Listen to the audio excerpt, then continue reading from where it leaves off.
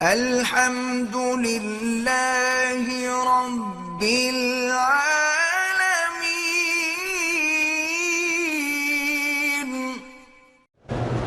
منہ اور ناک میں پانی ڈال کے آدمی نہا لے، نیت کرے گا وضو کی تو وضو ہوگا، نیت نہ ہو تو وضو نہیں ہوگا۔ 12 ربیع الاول کو اللہ کے نام کی خیرات کریں، سارا سال کیوں نہیں کرتے ہو؟ پھر 12 کو معین کرنے کا تمہیں حق کس نے دیا ہے؟ یہی تو میلاد ہے، اور کیا ہے؟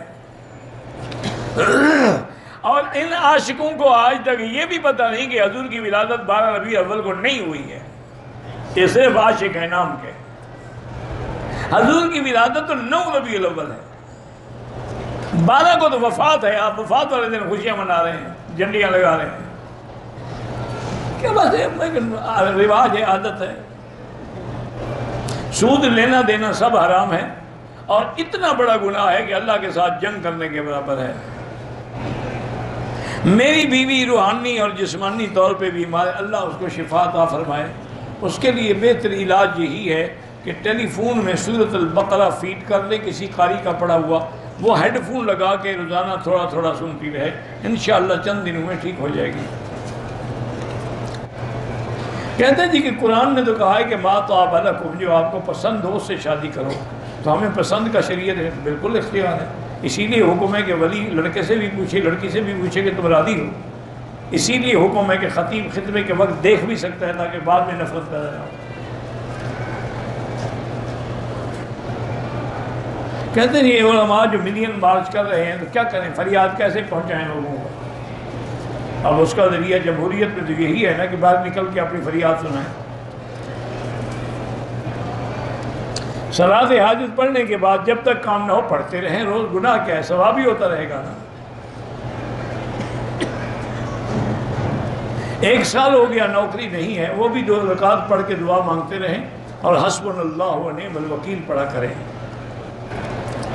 اگر کوئی جوانی کے دور میں ہاتھ سے اپنی شہوت مٹاتے، یہ بہت بڑی بیماری ہے، اللہ معاف کرے، انسان کی قوت مردنی بھی ختم ہو جاتی ہے۔ توبہ بھی کرے، اللہ والوں کی صحبت اختیار کرے، اچھے لوگوں کے ساتھ رہے۔ حتیٰ کہ علماء نے لکھا ہے کہ حمام میں جائے تو دروازہ بند نہ کرے، تاکہ اس کو ڈر رہے کہ کوئی آ کے دیکھ لے گا۔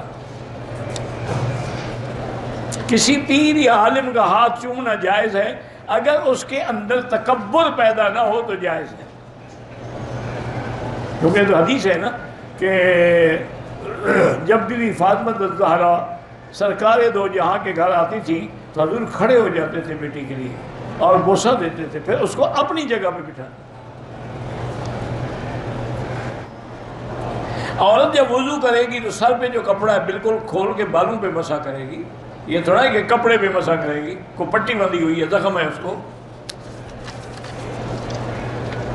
اگر کپڑے کے اوپر سے مسح کیا تو اس کا وضو بھی نہیں ہوگا، نہ نماز ہوگی نہ طواف ہوگا۔ اگر مرد کا نکاح ہو رہا تھا لیکن وہ پاک نہیں تھا تو کوئی حرج نہیں، حضرت ناپاک ہونے کے لیے تو نکاح کر رہا ہے، بعد میں ناپاک ہی ہوگا نا، کوئی حرج نہیں، ہو جاتا ہے۔